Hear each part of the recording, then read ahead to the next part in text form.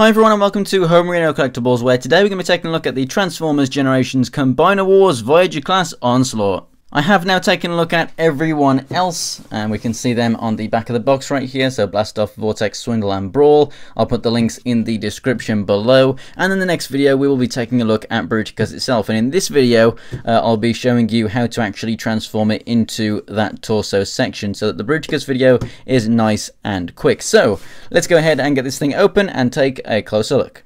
And here we have Onslaught himself out of the packaging, and honestly, this guy has a pretty damn awesome robot mode, but the vehicle mode, it sucks. And before we get to it, he does come with one of these cards. Not all of them have come with the cards, and it really annoys me when they give them out for some figures in the wave and then don't for others. And what that says to me is that Hasbro don't really know what they are doing, and definitely that comes across in this mode. We have this massive gap underneath here.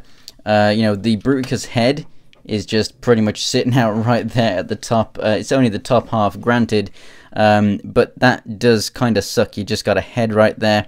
We have what appear to be lights right here, which probably should be towards the front of the vehicle.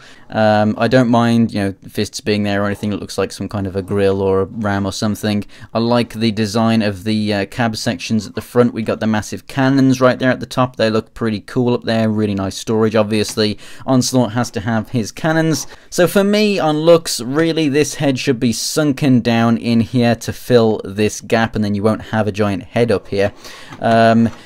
Overall, there's nothing screaming at me that say that I should love it, but there's nothing really saying that I should absolutely hate it, because as a toy, it's a truck, it rolls well, it's got big cannons. If you lift these side pieces up here, you can actually rotate this piece around.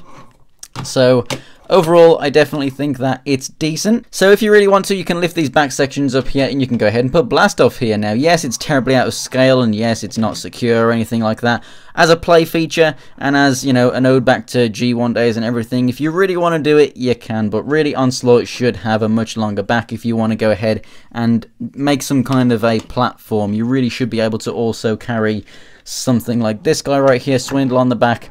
So obviously that's not going to work with this Onslaught. That's not what this Onslaught is made for. They've gone for a different style truck and everything here. He's not got the big long trailer on the back, so it's something different, so I don't really mind that. And he does look good next to the other Combaticons and everything. Obviously scale is always debatable with Transformers and whatnot, so that's perfectly fine.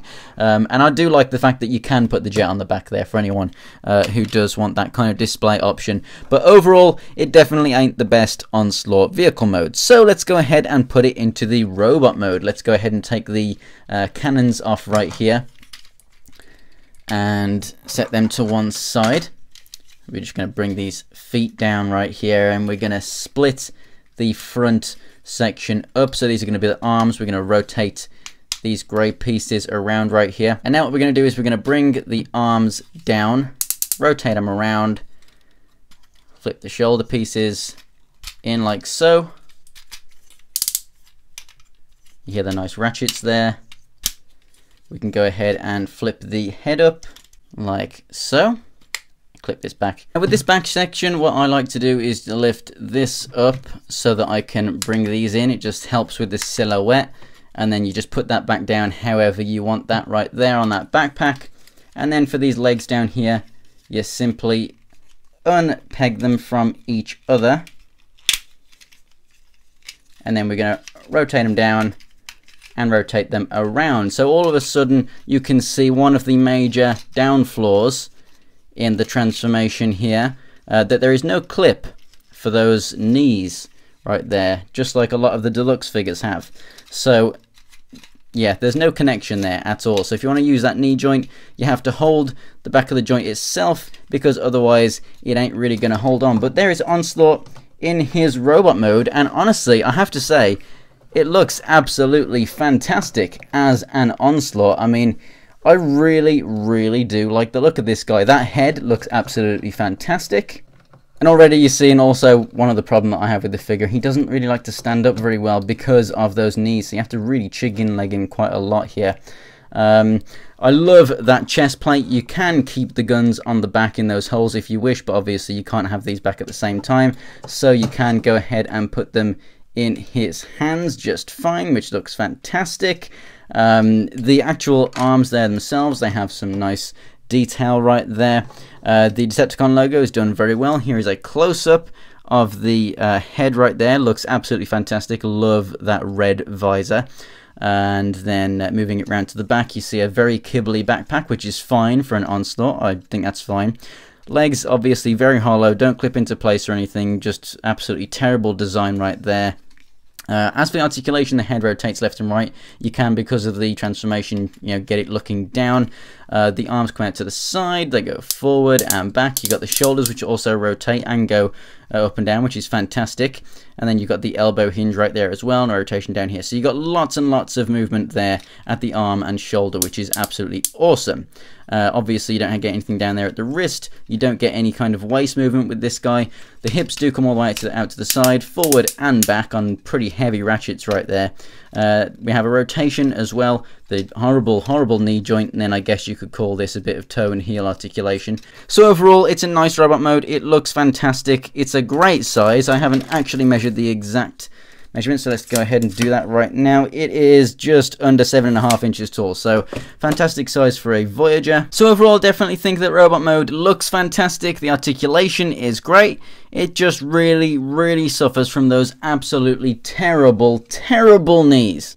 So let's go ahead and turn this thing into the torso of Bruticus, which is most likely what you're actually going to be using this thing for. So we're going to flip up the heels and the toes. We're also going to put the legs back up into that top position, and then they're going to be rotated around this way. Now this is actually going to be the back. This is actually the front of Bruticus right here. So we're actually going to flip the head back down. The arm sections are actually going to flip up and connect to these shoulders right here, and then these connector ports can actually just come down and go completely out of the way. Now this section is going to do a complete 180. It's going to come down, it's going to tab in. You just got to give it a nice good push and it will clip in down there. Then this section is going to come up, revealing that head, and going to fold down onto the back right down there. This piece is going to fold down and form the ever popular waist. This is going to come around to form the ever popular chest plate. This guy looks absolutely fantastic. Definitely the best out of the G1 torsos here from Combiner Wars. The chest plate and that waist piece look absolutely fantastic. The colors are awesome. It's a very solid build. And then back here, you can go ahead and bring this out a little bit and clip on the turrets to obviously give him the iconic cannons on the backpack right now. Now there are add-on kits, so you can give this guy a different head and different, like, bigger cannons and stuff if you really want to, but I think that they suffice. Definitely they look very nice to me indeed. So stay tuned for the actual full-on Bruticus review. I definitely recommend this figure, but definitely not really on its own. All of the other Combaticons, I can definitely say I recommend them as singular figures. Onslaught, I kind of do, but it doesn't really deserve a Voyager price tag. If you can get it for a nice and cheap price, it's definitely worth it. But obviously, if you want to build the full Bruticus, you have to anyway. So if you enjoyed the video, go ahead and give it a like. And if you want to see more pictures of anything else from my collection, check out my Instagram. It's Homerino123, and the link is in the description below. And for more Transformers reviews, go ahead and subscribe. So thanks for watching, guys, and I'll see you next time.